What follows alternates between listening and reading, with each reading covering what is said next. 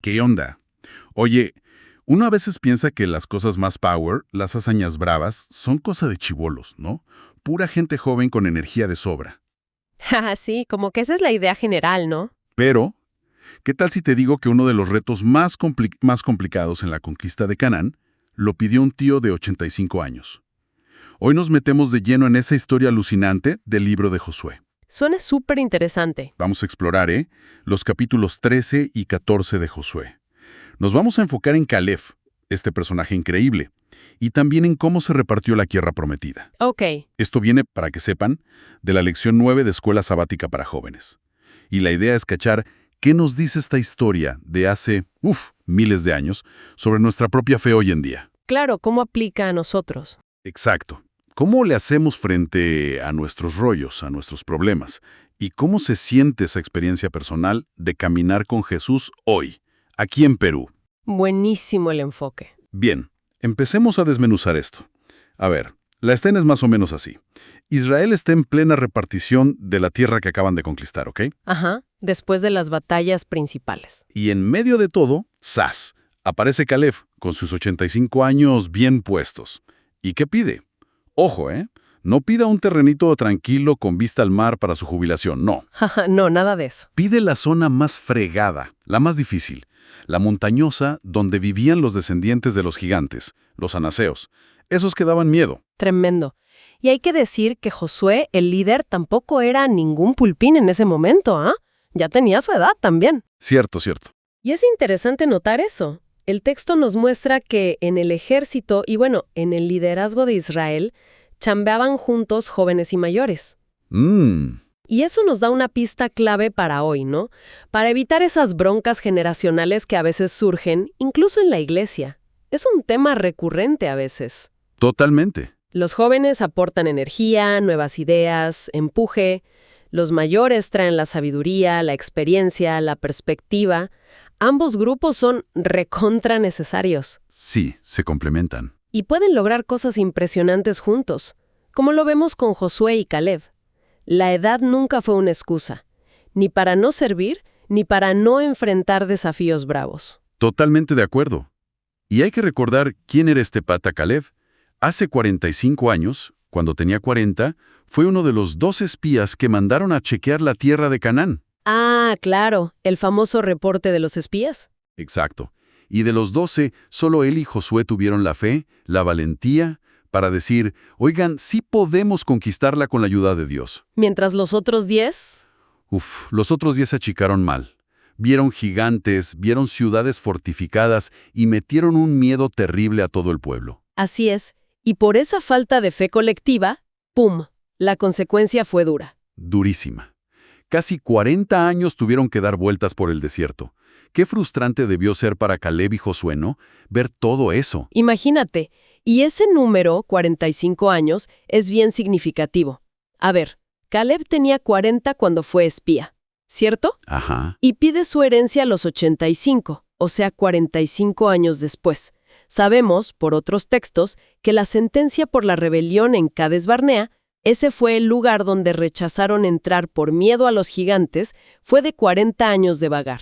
Sí. Pero eso empezó un poquito después del evento. La tradición judía y algunos cálculos sugieren que vagaron específicamente 38 años después de Cades. Ah, mira tú. ¿Y los otros años? Buena pregunta. Si restamos esos 38 años del total de 45 que esperó Caleb, nos quedan unos 6 o 7 años. ¿Qué pasó en ese tiempo? Las guerras de conquista, supongo. Exacto. Fueron los años de las guerras de conquista ya dentro de Canaán, después de cruzar el Jordán. Imagínate la resistencia física, pero sobre todo la perseverancia espiritual de Caleb. Qué aguante. Nunca perdió la fe en la promesa que Dios le hizo personalmente allá en Cades, a pesar de décadas de espera y de dificultades compartidas con un pueblo, bastante incrédulo. Qué personaje. Entonces, a ver, después de esas guerras iniciales, ¿Josué ya había liderado la conquista principal, tal como Dios le indicó? ¿Hubo un periodo de paz, como dice Josué 11, versículo 23? Sí, la tierra descansó de la guerra. Pero, y aquí entra el capítulo 13, la chamba no estaba del todo terminada, ¿no? Para nada. Dios mismo le dice a Josué que ya estaba mayor. Mira, ya estás viejo, pero todavía queda un montón de tierra por poseer. A pesar de las victorias. Exacto.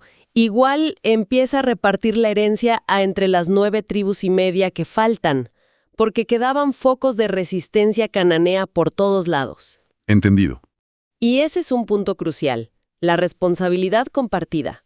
A ver, la tierra al este del río Jordán ya se había asignado a 2,5 tribus, antes de cruzar. Cierto, Rubén, Gad y media de Manasés. Exacto. Ahora Josué reparte la tierra al oeste, la Cananá propiamente dicha. Pero la instrucción divina implicaba algo más. ¿Qué cosa? Que una vez asignado el territorio, cada tribu tenía la responsabilidad de completar la pega, o sea, de expulsar a los cananeos que aún quedaban en su zona. La conquista final no era solo tarea del líder, Josué, Ah, ya veo. sino un compromiso personal y colectivo de cada tribu para poseer realmente su herencia. No bastaba con el papelito, había que tomar posesión. Ahí está la clave. Y Caleb es el primero en levantar la mano y asumir ese compromiso personal. No se siente esperar a ver qué le toca por sorteo, no. No, él va directo al grano. Pide específicamente la región montañosa de Hebrón. ¿Y quiénes vivían ahí? Los hijos de Anac. Los mismos gigantes que habían aterrorizado a los espías 45 años antes. Los más temidos. Increíble. Eligió el desafío más grande. Y su argumento no es, oye, yo me lo merezco por fiel, sino más bien una declaración de fe bravasa. Tal vez el Señor me acompañe y pueda expulsarlos, como Él me lo prometió. Algo así dice en Josué 14:12. Es pura confianza en Dios. Después de casi medio siglo, iba a recibir su herencia eligiendo el lugar que representaba el mayor temor y la mayor prueba de fe. ¿Qué loco? Uf, sí. ¿Qué frase tan potente esa? Dame esta montaña. No pidió el valle fértil, lo fácil, lo seguro. Pidió lo más yuca, lo que probablemente nadie más quería, lo que representaba el mayor obstáculo. Sí, te pone a pensar, ¿no? Uno se pregunta, ¿por qué un hombre de 85 años haría algo así? ¿Qué lo motivaba realmente? ¿Quería demostrar algo? Es fascinante escarbar ahí. Y mira, no parece ser orgullo, ¿ah? Ni ganas de figuretear, ni de demostrar que todavía la hacía a pesar de los años. Entonces, ¿qué era? Todo indica que su motivación nacía de una confianza profunda, madura y sobre todo humilde en la promesa específica que Dios le había hecho, y en su poder para cumplirla. Confianza pura. Él quería que esa conquista particular, la de Hebrón, fuera un testimonio visible para todos de que Dios es fiel y cumple lo que dice, incluso cuando parece imposible. ¡Qué bacán! Un testimonio vivo. Exacto. Y esto conecta directamente con nuestras propias montañas, ¿no? Esos desafíos gigantes en nuestra vida. Problemas familiares, económicos, luchas personales con el pecado, dudas sobre el futuro. Sí. Tareas en la iglesia o en la misión que nos parecen enormes, que nos hacen sentir chiquitos e incapaces. A veces, Dios no nos llama al camino fácil, a la comodidad. No, pues. Sino precisamente a esos lugares difíciles, porque es ahí donde su poder se manifiesta más claramente. Pensemos en el apóstol Pablo, por ejemplo. ¿Pablo? ¿Cómo así? Él no evitó las ciudades más desafiantes como Atenas, Corinto, Roma, que eran centros de idolatría y filosofías contrarias al Evangelio. Al contrario. Cierto. Él mismo decía que no se avergonzaba del Evangelio porque es poder de Dios. Lo encontramos en Romanos 1:16. No le corría los retos. Entiendo. Entonces, esa lucha externa de Caleb contra los anaseos tendría también un paralelo en lo espiritual, como sugiere Pablo en Efesios 6:12. Ajá, donde habla de la lucha espiritual. Cuando dice que nuestra bronca no es solo contra gente de carne y hueso, sino contra fuerzas espirituales malignas, ¿no? La conquista de Canaán sería como una figura de nuestras propias batallas internas. Exactamente, yo creo que sí. La conquista de Canaán, con sus enemigos fortificados y gigantes, puede verse como un símbolo de nuestra lucha espiritual continua. Es caer en la complacencia espiritual, el conformismo. Eso es fácil. Muy fácil, conformarnos con las victorias pasadas, con un cristianismo light o ahí nomás, en lugar de seguir avanzando buscando una relación más profunda con Cristo y permitiendo que Él conquiste áreas de nuestra vida que todavía están bajo el dominio del yo o del pecado. Quedarse a medias. Exacto. Israel se sintió tentado a relajarse, a convivir con los enemigos en vez de expulsarlos completamente. Y nosotros también podemos sentirnos tentados a medirnos con los demás o con lo que hicimos antes, Sí, compararnos. en vez de responder al llamado de Dios a ir por más, a reclamar nuevas victorias de fe, a no conformarnos. Y hablando de enemigos internos, uno de los más bravos debe ser la incredulidad, ¿no? Qué difícil es a veces confiar de verdad en un Dios al que no vemos. Sí, es una lucha constante. Parece más seguro apoyarse en lo tangible, en nuestras propias fuerzas o en nuestra lógica. Me hace pensar en la escena de Jesús frente a la tumba de Lázaro. Ah, sí, es muy fuerte esa escena. Dice la Biblia que Jesús lloró, y no lloró por Lázaro, porque él sabía perfectamente que lo iba a resucitar al toque. Claro, él tenía el poder. Los comentaristas sugieren que lloró por la dureza, por la incredulidad de la gente que estaba ahí, incluso la de Marta, la hermana de Lázaro. Sí, es verdad. Ella le dijo algo como, sí, Señor, yo sé que resucitará en la resurrección, en el día final. O sea, creía en la doctrina, en la teoría futura. Pero no en el momento presente. Exacto. Le costaba un montón creer que Jesús tenía el poder para hacer el milagro ahí mismo, en ese momento. ¡Qué fuerte! Es una lucha real. La incredulidad a veces se disfraza de realismo o prudencia. No, hay que ser realistas. Sí, la excusa perfecta. Pero la fe, como la de Caleb, es precisamente la convicción de que para Dios no hay imposibles y que Él ha prometido actuar a favor de los que confían en Él. Fe es creer lo imposible. Jesús mismo lo dijo claramente. Para los hombres esto es imposible, mas para Dios todo es posible. Lo leemos en Mateo 19:26. Amén. Ahora, ojo, no se trata de una fe tipo varita mágica para conseguir nuestros caprichos o metas egoístas. No es pedir por pedir. No es un genio de la lámpara. Para nada. Se trata de rendir nuestra voluntad a Dios, confiar en su plan aunque no lo entendamos del todo, y así darle el espacio para que Él obre sus maravillas en nosotros y a través de nosotros. Qué importante es eso. Y Dios sigue buscando hoy, especialmente entre los jóvenes llenos de potencial, gente con esa fe valiente de Caleb que no se achique ante los gigantes. Hay una perspectiva interesante sobre esto de Elena G. de White, una figura importante para entender la aplicación de estas historias en la vida cristiana. Sí, sus escritos aportan mucha luz. Ella resalta que Caleb, siendo el más anciano después de Josué, no usó su edad como excusa, sino como testimonio. Le recordó a Josué la promesa específica que Dios le hizo 45 años atrás en Cades Barnea por su fidelidad. Exacto. Por dar un informe veraz y lleno de fe en ese momento crítico. Y ella subraya puntos clave del carácter de Caleb que explican su pedido tan audaz. ¿Cómo cuáles, por ejemplo? Bueno, dice que su fe no se había debilitado con las décadas de espera ni con las dificultades del desierto. Era la misma confianza firme. ¡Wow! Mantuvo la fe intacta. Soportó las consecuencias de la incredulidad del pueblo sin quejarse, agradecido por la misericordia divina que los sostuvo. A sus 85 años, su vigor no era casualidad, sino fruto de esa confianza y obediencia. Una consecuencia de su relación con Dios. Y lo más importante, al pedir Hebrón, la fortaleza de los gigantes, que fueron la causa del miedo original, no buscaba honor para sí mismo. Su motivación, según White, era dar un ejemplo power. Un ejemplo para los demás. Sí, un ejemplo contundente que honrara a Dios y animara a las tribus a no conformarse, a levantarse y conquistar completamente la herencia que una vez vieron como imposible. Quería reavivar la fe de todo el pueblo. ¿Qué tal ejemplo de liderazgo? Bravazo. Un liderazgo por fe práctica, totalmente. Ok. Todo esto de Caleb es súper inspirador, una historia bravaza en serio. Pero, ¿cómo aterrizamos esto?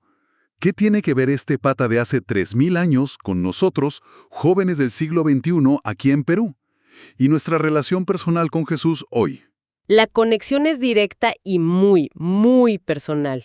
Mira, la fe inquebrantable de Caleb durante esos 45 largos años de espera y lucha es un espejo de la perseverancia que necesitamos en nuestra propia experiencia con Jesús.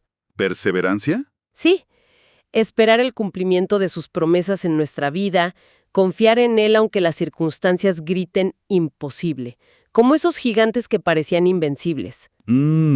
Enfrentar nuestras montañas personales, esas dudas que nos paralizan, esos pecados o malos hábitos que nos cuestan dejar, esas situaciones familiares, académicas o económicas que parecen no tener salida, esas tareas o ministerios que nos intimidan, todo eso requiere la misma clase de confianza total. Confianza en Jesús. Exacto. No en nuestras fuerzas, inteligencia o contactos, sino en el poder de Jesús que actúa en nosotros y por nosotros. Él ya obtuvo la victoria definitiva sobre el pecado y la muerte en la cruz, como dice 1 Corintios 15:57. La victoria ya es de Él. Así es, pero nosotros necesitamos la fe para apropiarnos de esa victoria cada día, en cada batalla particular.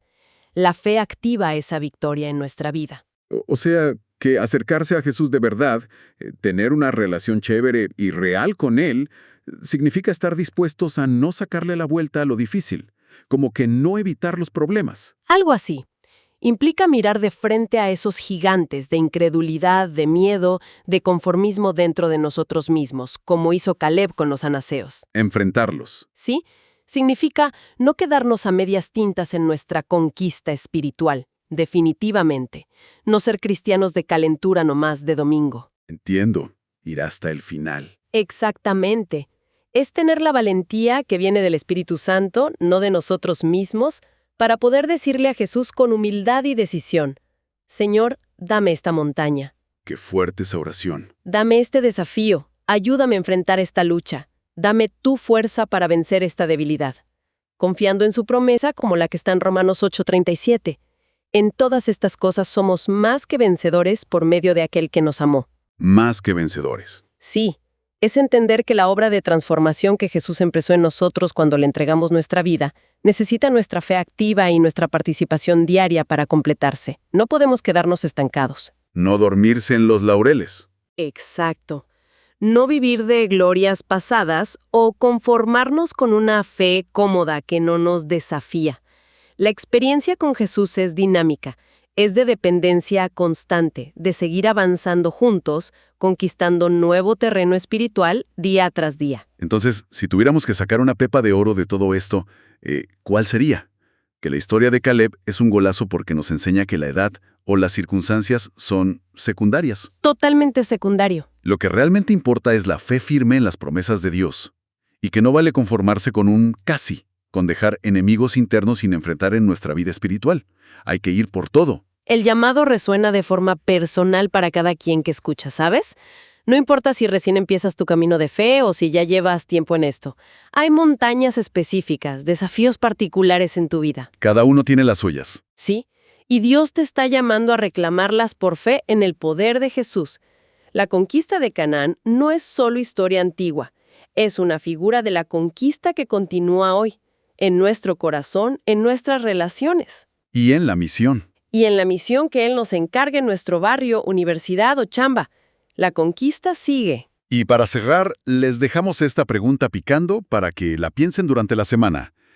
¿Qué gigante, quizás un mal hábito, un temor paralizante, una relación tóxica, un llamado a servir que intimida, hemos estado esquivando últimamente en nuestra vida? Una pregunta para reflexionar en serio. ¿Qué montaña específica podría Jesús estar invitando a cada uno a reclamar por fe ahora mismo, confiando plenamente en su poder y no en las sensaciones del momento o en las limitaciones que parecen tan reales?